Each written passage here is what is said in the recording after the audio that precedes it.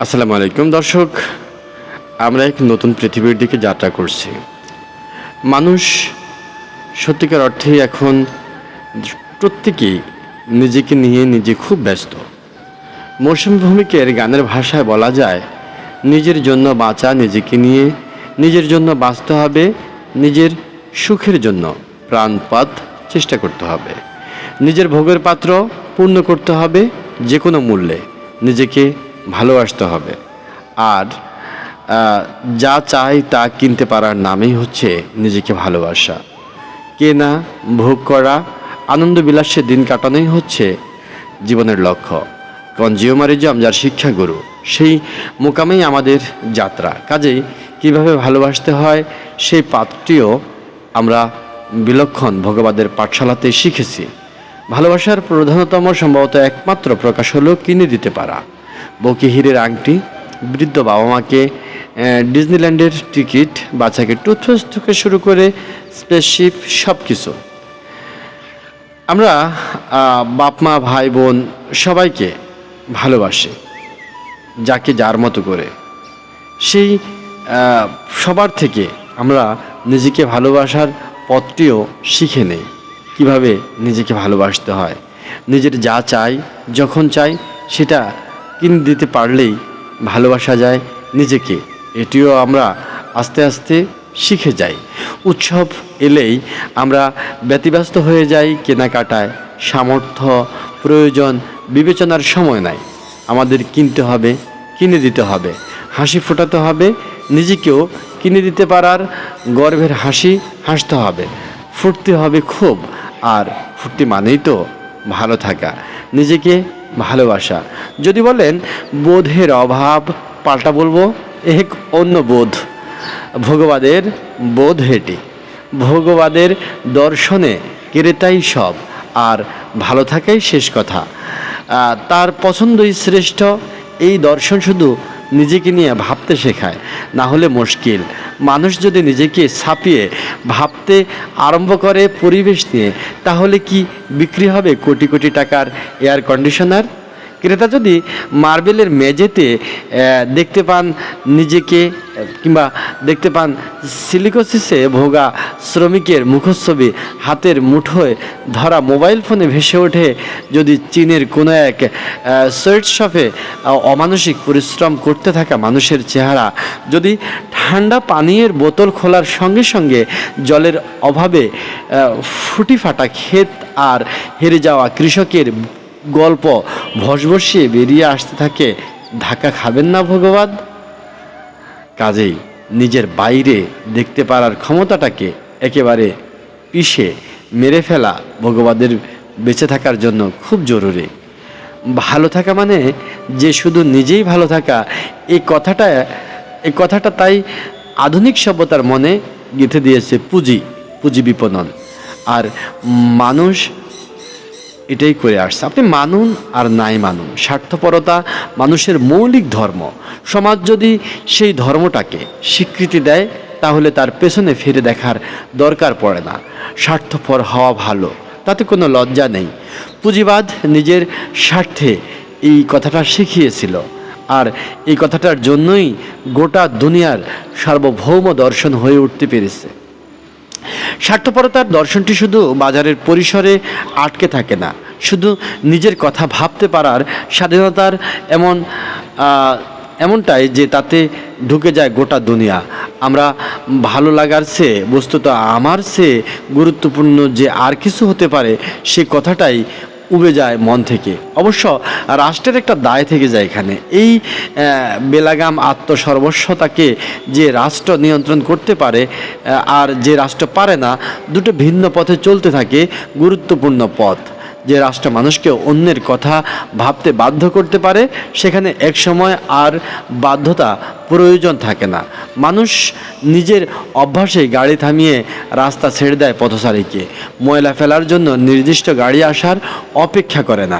সামাজিক পরিসরে স্বার্থপরতা এক তৃতীয় বিশ্বের কিছু দেশের নিজস্ব গল্প, যেখানে অন্যের কথা না ভাবার মধ্যে নিজের ক্ষমতা জাহির করা আর আখ্যানও লুকিয়ে থাকে। প্রশ্নটা ভেবে দেখাই যায়, উঠতি বড়লোকের বাচ্চারা যে প্রচণ্ড গতিতে বাইকে চালায়, বিকট শব্দের রেসিং কার ড্রাইভ করে, তাদের আনন্দ কিন্তু সেই শব্দ আর গতিটুকুতেই নাই।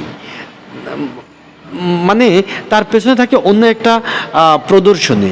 আমি এতটাই ক্ষমতাবান যে পুলিশের প্রশাসনের সাধ্য নাই আমাকে মানতে বাধ্য করা। পুলিশ আমায় শাসন করতে এলে আমার ক্ষমতা আছে থানার কর্মকর্তাকে সেই ফোনটা করানোর, যার পরে আমার দিকে চোখ তুলে কথা বলার সাহস পুলিশের থাকবে না।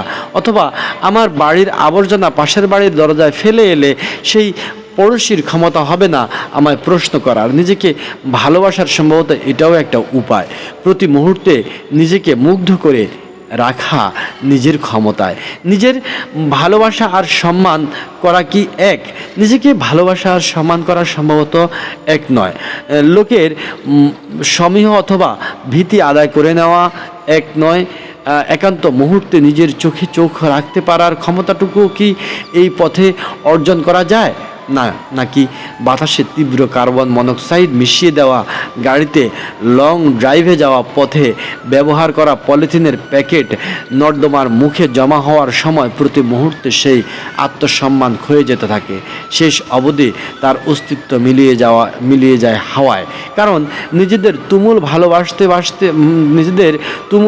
ভালোবাসতেও আমরা জানি কোনো একটা চোখে আমার জন্য ঘৃণা রয়েছে।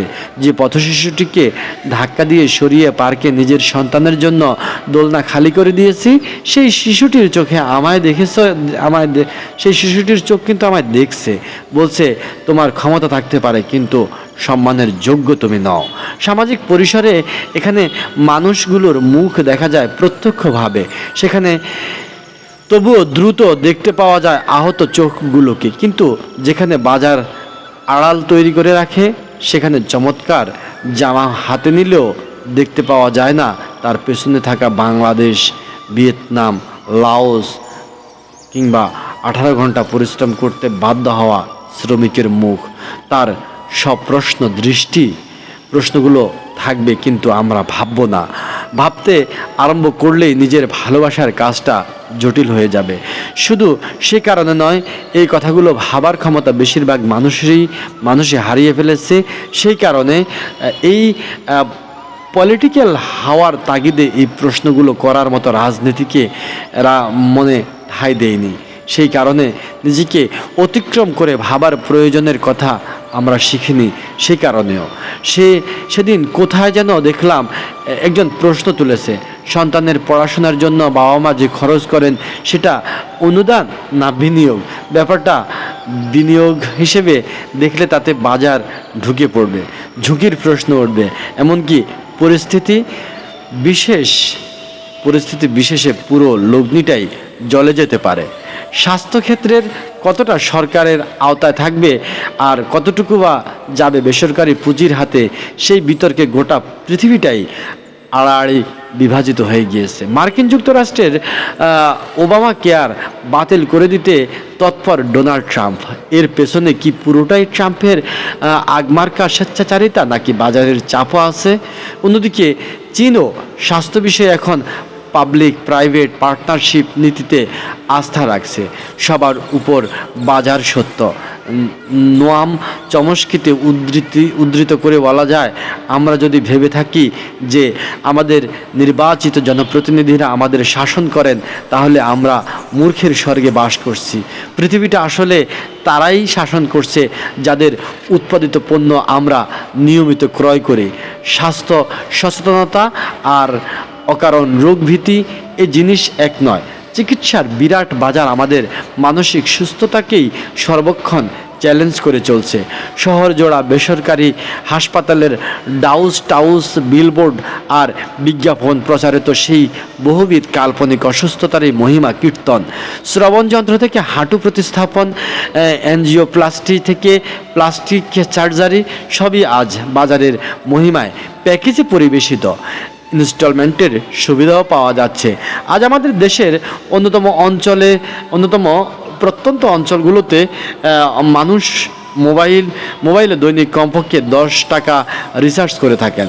বছরে 1,000 টাকার স্বাস্থ্য বিমা করাতে তারা খুব একটা সমস্যা থাকার কথা নয়।